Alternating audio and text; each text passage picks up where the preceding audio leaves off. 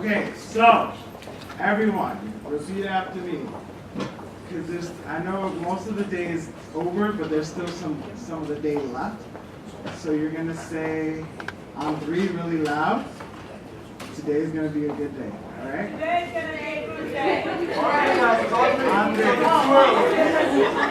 Ready? 1, 2, 3. Today's gonna be a good day. Again, today's gonna be a good day. Now I want you to go like this. Today's gonna be a damn good day. All right, tap it out. Okay, so my name is Michael Cruz. I graduated from Hostos Community College back in 2012. I was sitting where you guys are sitting for 2 years. I went to all the winter workshops. Just a little background about me. So I'm a Bronx native of Puerto Rican descent. And I went to school right around here in Hollows as well. And then I came here to Hostos. Today I'm going to talk about my journey to Peace Corps, the positive impact of volunteering, and community service as well here in your local community and around the world. So a little bit more about me. I worked in retail and customer service for 10 years. Not that's honest living, but I got sick and tired of it. And I was sick and tired of being sick and tired. So I tried to go to school multiple times, and it finally took in 2010. I was like, I'm doing this. I originally came to Hostos for this program called Global Scholars. It had a pipeline to Columbia University. Unfortunately, that lost funding, so I had to figure it out. Back in 2007, I tried to come to Hostos. I had a lot of family stuff going on. I wasn't focused. I only took one class, ended up getting a D in it. When I came back in 2010, I was on academic probation. I don't know if any of you have been on academic probation, but usually you can't come back full time. So I had to take 2 classes, but I aced both of those. I rebounded, and then I came back as a full-time student. And that's me back in the day with my blowout, and that's my ID. So that's what I used to look like. Okay, so I'm sure you've all heard of the Hostos Leadership Academy. That gentleman over there, he's a good guy, a little bipolar sometimes, but overall he's a good guy. He taught me the importance of public service, leadership, mentoring. The good thing about Hostos Leadership Academy is that you sort of co-teach and learn. So many activities together, so many workshops together. You become a family, you got each other's backs. And it's a really, really good environment. It's very empowering. Jason also will take you to amazing, amazing conferences. I implore you to take those opportunities. I got to go to Harvard a couple times, Northeastern, really cool places. Actually, can you go back to that thing? So that's VP Cruz. And Jack used to be the president of student government, Sandra May Flowers. And that's me. I ended up being the VP when she was president. Next. Okay, I wanted to talk to you guys sort of about my journey, what led me to the Peace Corps. And it was a bunch of things. I tried a bunch of stuff. I figured out what I liked. But Model UN was definitely a pivotal experience because I got to learn how the United Nations works, sort of more about international affairs, foreign affairs, and what it looks like to be in sort of like that world of parliament, if you will. So the first time I went here in New York, in Manhattan, it was really cool. We stayed at a really fancy 5-star hotel, so that was a perk. I was on the Human Rights Council. We represented a country in West Africa called Burkina Faso. I know we have students from there. Sure, we are Hostos. And I was on the Human Rights Council. I don't know if you guys have heard, but we, as a country, are no longer on the Human Rights Council because this administration decided not to be a part of it any longer. But I got to experience that. The second time around, I went as a head delegate, which means I was sort of mentoring the next group, and we got to go down to DC. It's a really great weekend. It's like Halloween weekend, right, Jason? And we got to see all the monuments and have a great experience. We meet a lot of students from all over the world. Next slide. That's us in front of the White House. I don't know if that link is going to work. Right?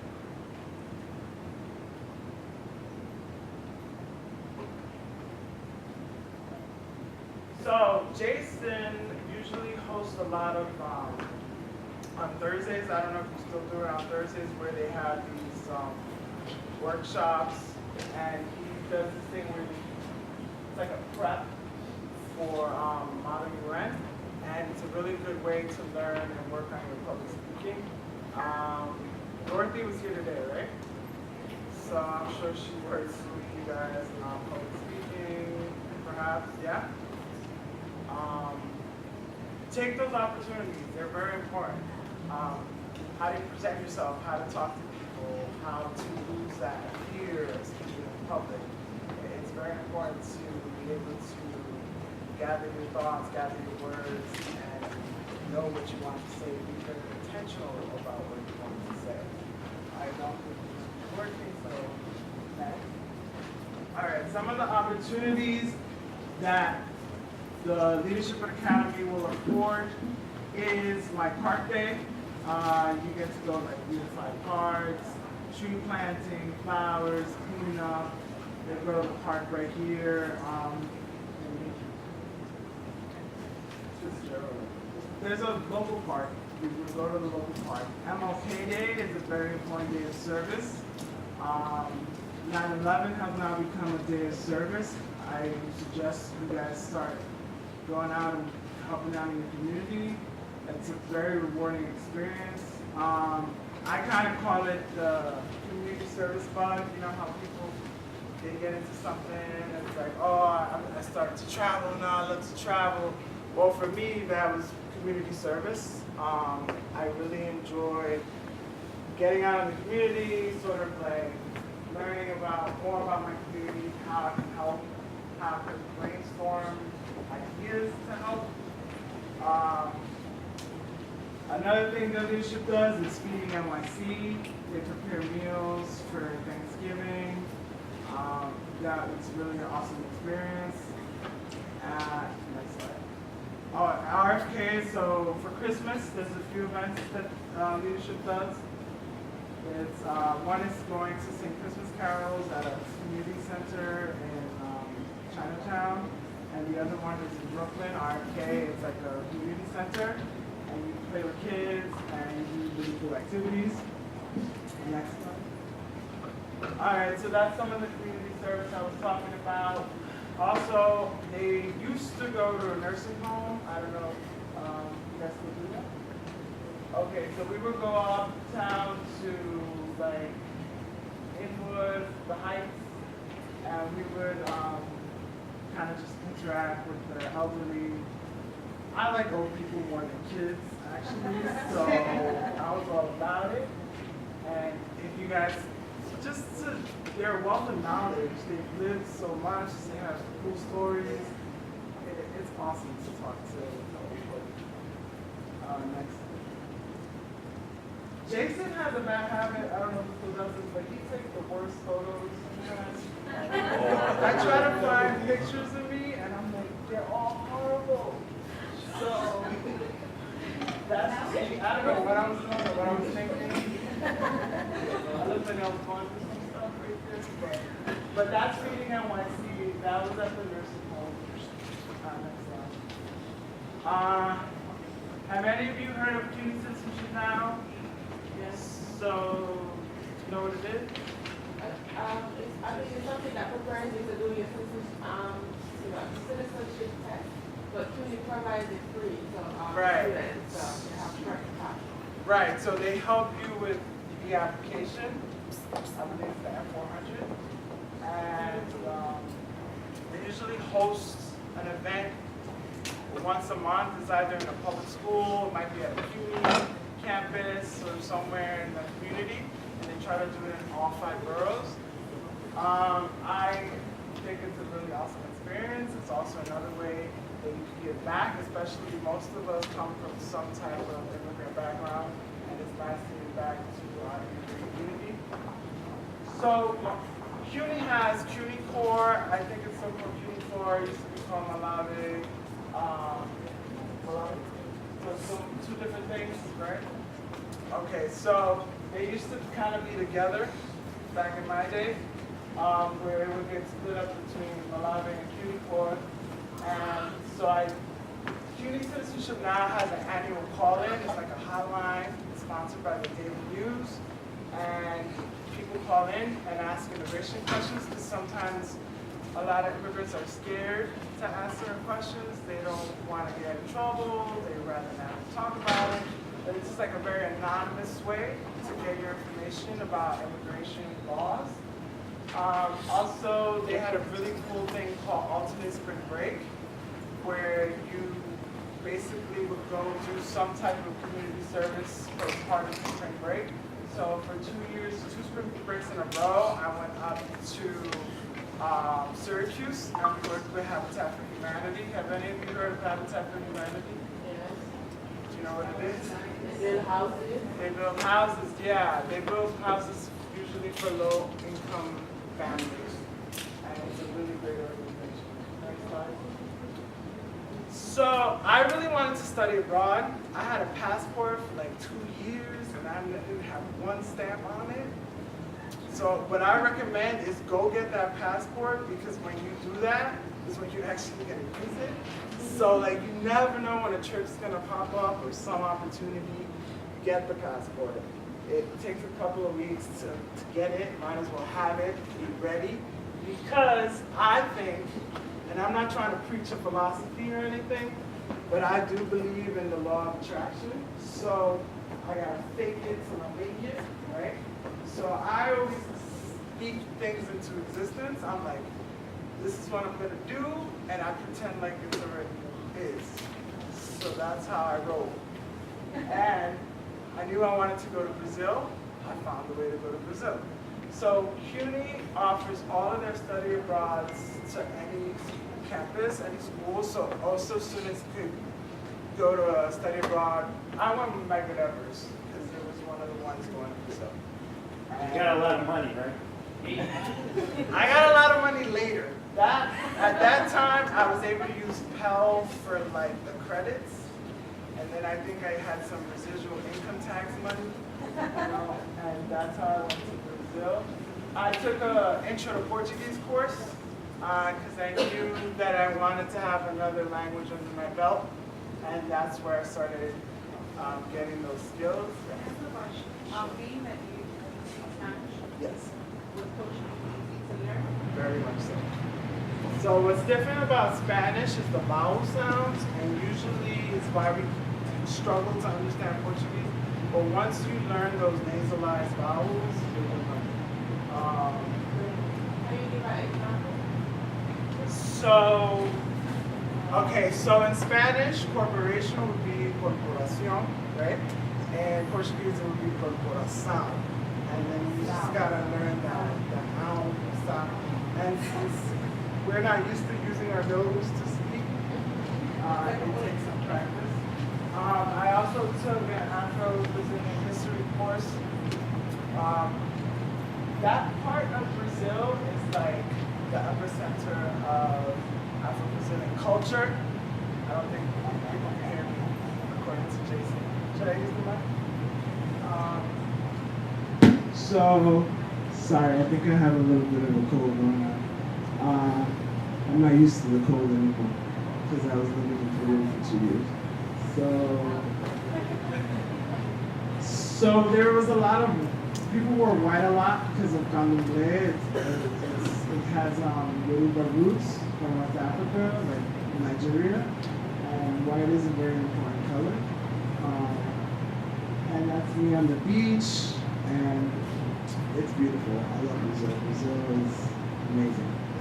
Next slide. Okay, so then this is where the money comes in that Jason's talking about. But apparently, the way I got that money isn't the way you should do it anymore. It was legal, but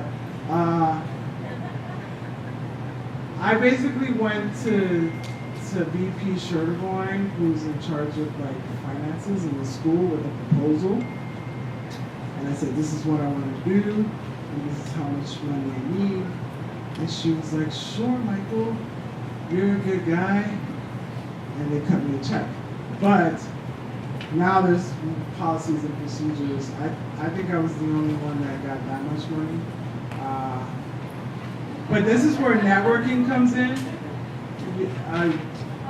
Be very intentional. It was like 3,000 something. It wasn't that much. No, because it was just a summer, it was a 4-week thing, which is why I only really studied abroad in the summer, because it was short and a lot more affordable. Because a whole semester, that's when we're talking about like group money. But it's at least try to go on a short winter study abroad. I suggest for like the first time around, sort of like get your feet wet, get your bearings in terms of, some people, it can be scary to leave the country for the first time, right? It can be a little overwhelming. So if you do it in a short amount of time, it's like a honeymoon phase, the whole 4 weeks. So you really don't have time to miss home much. So that's my suggestion. But I sort of always had Peace Corps in the back burner. So I knew I needed to get my credentials in terms of service. So that's why I decided to do service learning in the Dominican Republic. And it was in Santo Domingo, and we worked in urban farming. But it was interesting because the part of Santo Domingo we were in was, it's like one section was urban and the other was still pretty rural. The government had given this community land years back when Balaguer was president, and we basically helped.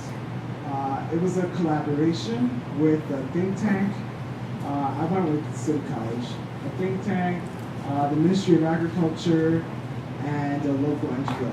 And then there was definitely peer mentoring going on, which is something you're going to learn if you should decide to join the Leadership Academy, sort of how to work with your peers.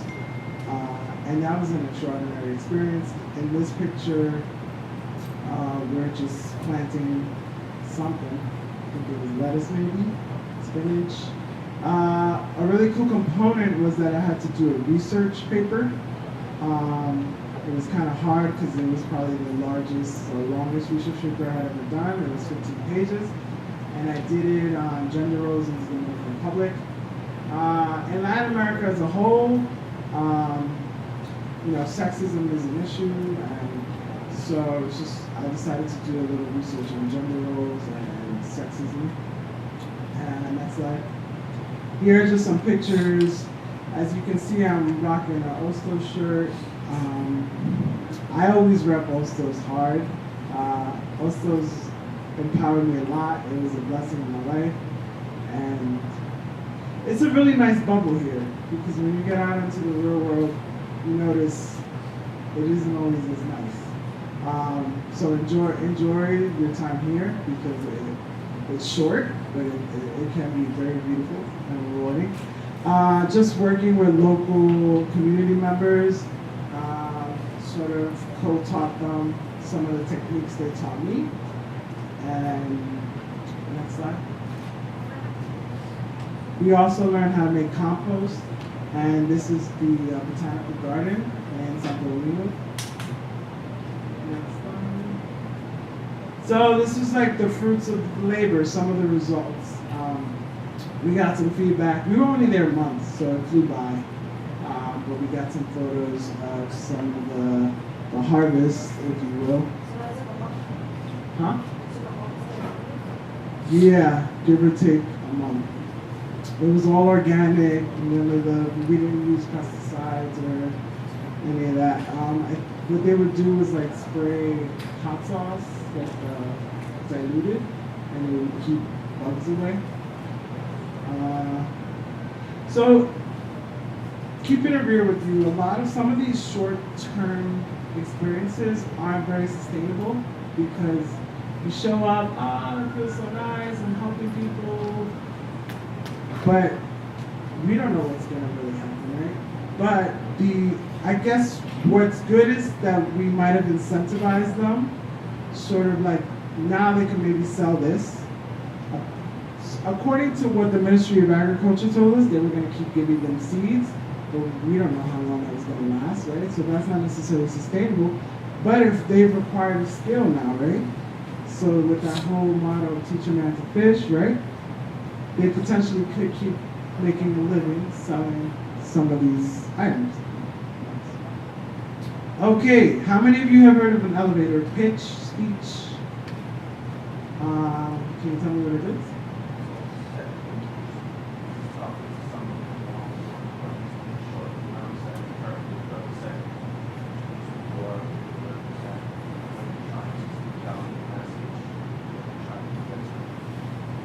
Correct. So the time it takes to get in an elevator, right? It's I don't know, 20 at max 2 minutes. So you just have to be really concise, really brief. This is what I'm trying to do. This is why you should help me. This is how much I need. Stuff like that. So if you'll hear about this a lot in the Leadership Academy, but networking is very important. That's how I was able to do the vast majority of things I did was because I had a conversation with someone or I sent an email to someone. And they were like, sure, here's some free housing, here's some money. And all I had to do was ask. The worst they could say is no, and you keep it moving. Do an internship. Tell the person next to you, tell them, do an internship right now.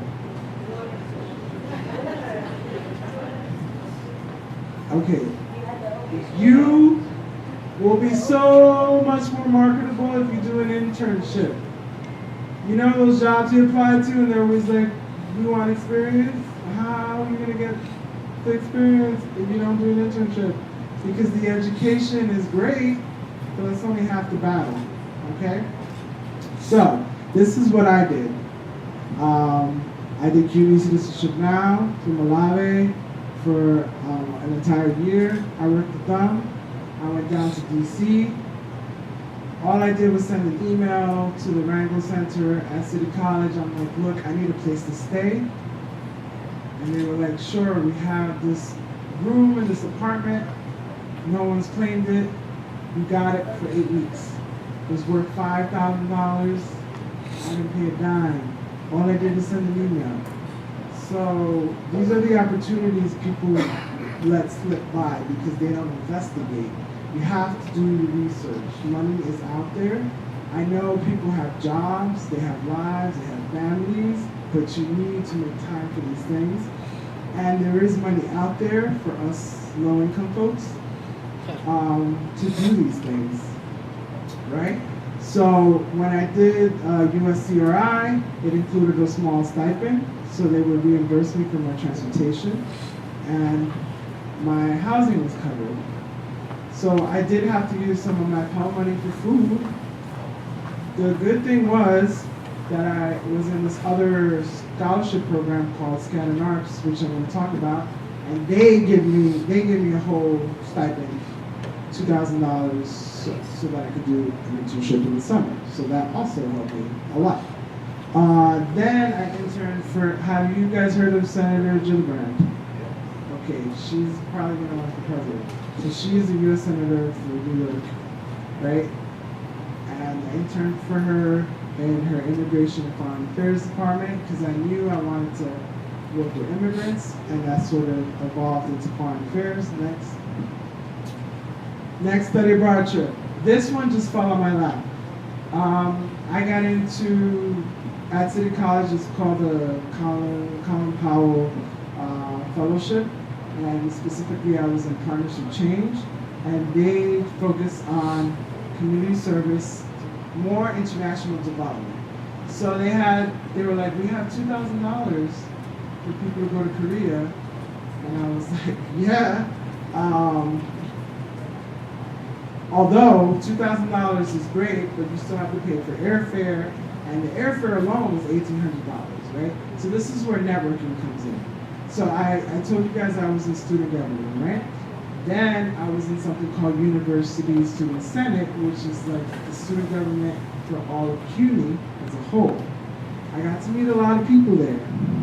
I got really cool with the vice chancellor. This is the thing. I was very intentional about it, though. It's not like, oh, this is a great guy. I mean, no. I knew who he was, and I knew that he could help me at some point in time down the line. Right? You have to be very intentional about this thing.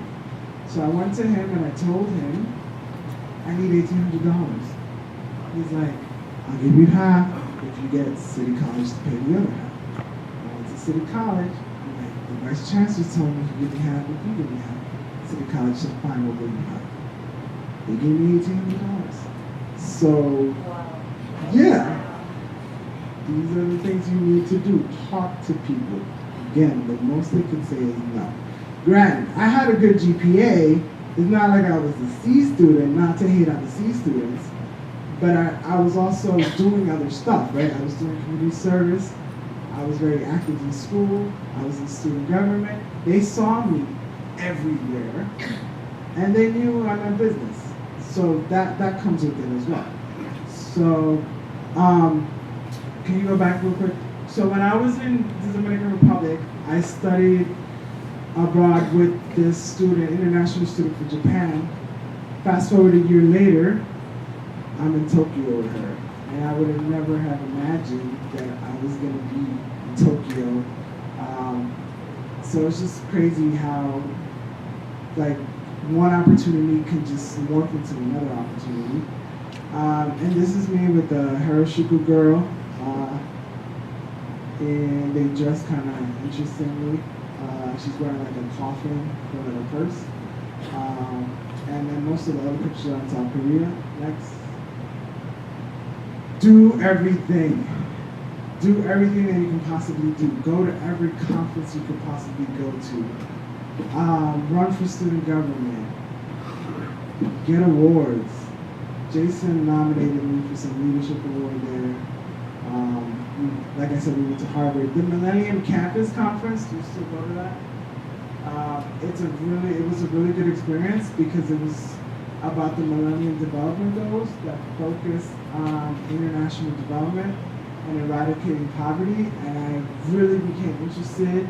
I was more gung-ho about doing like international community service because I went to that conference 3 times. 2 times we went to Northeastern, 1 time we went to Harvard.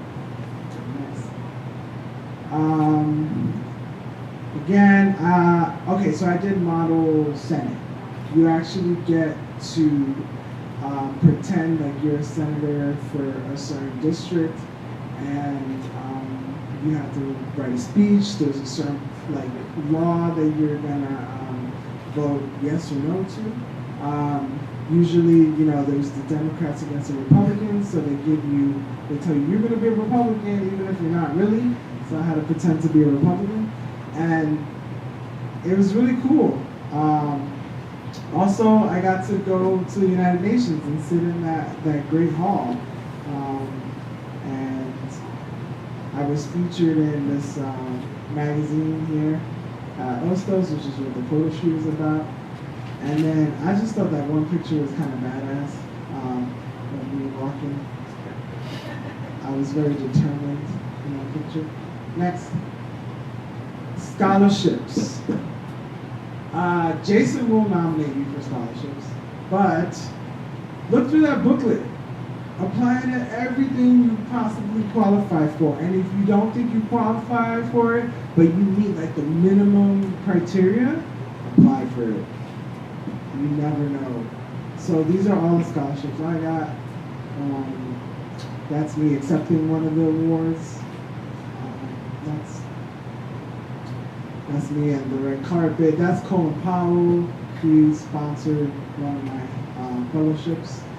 And then while I was at City, I got into Scanning Arts, which was a legal studies honors program. If anybody's interested in law, that's a program over at City College.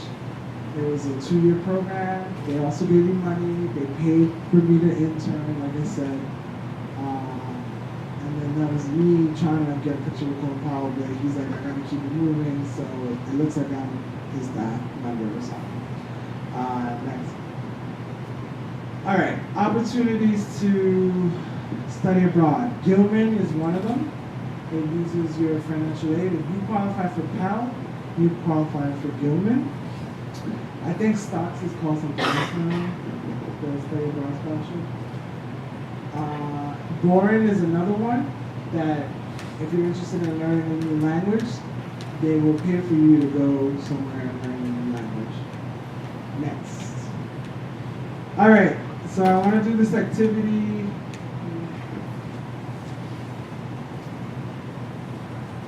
This is something I learned in Peace Corps, and I wanted to strategize with you guys.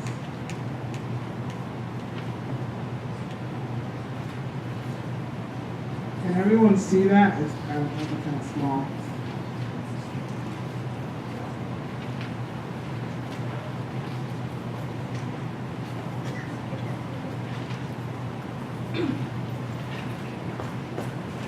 So this is the problem tree. I have it in English and Spanish. I taught it in Peru, so I speak Spanish. No. But basically, when you have a goal, right? You have to figure out what the problem is, right? Because your goal is geared usually at acquiring something or solving some kind of problem. Something that's not right, you want to change it, right? So when you create a problem tree, the core is problem. This is going to be the trunk. This is the problem. But what causes the problem? The purpose. Ultimately, the top is my vision. I want a smoke-free campus. So I have to do the research and say what is making people smoke. They're stressed out, they don't want to gain weight. What are the causes that's causing this problem, like smoke per se? So what I want you to do is try to pair up with someone, is pick a problem, but I want you to think of what are the root causes to that problem. And the end goal is to eliminate the problem, right? So in this example, we have the problem is pediatric HIV. What are the root causes? Ignorance, cultural norms and beliefs, poverty, lack of access to HIV services. That's what's causing, right? Pediatric HIV. But up here, this is what we want to do. It's going to be our vision. So we have the consequences basically are from the root cause. So what are the consequences? Stigma, discrimination, high rate of child mortality, which means the amount of children that are dying from HIV, increased number of vulnerable children, high prevalence among children. So these are the consequences, basically the fruit of the What grows on trees? Fruit, right? Apples, oranges. That's the consequences. The root are the problem. The trunk, not problem. The root are sort of the factors that are creating the problem. Where it stems from, exactly. The trunk is the problem. And what is this? The fruit. I don't know if that makes sense. I'm just teaching in Spanish. So pair up with someone, and I want you to pick up a problem, a foreign problem. Sort of like, what is causing drug abuse? Right? Drug abuse is the problem. What is the fruit of the problem? Homelessness could be a fruit of drug abuse, right? Sex trafficking could be a result of fruit of drug abuse. Unresolved social issues? That would be one of the fruits, right? So it's the problem in the middle, and then you have the factors as a result. Exactly. Sort of like the consequences of the drug abuse are up here. So what causes you to take drugs? What would cause you and what would get after? Exactly. So I'm going to give you like 10 minutes. You can just draw it on the back because the other thing is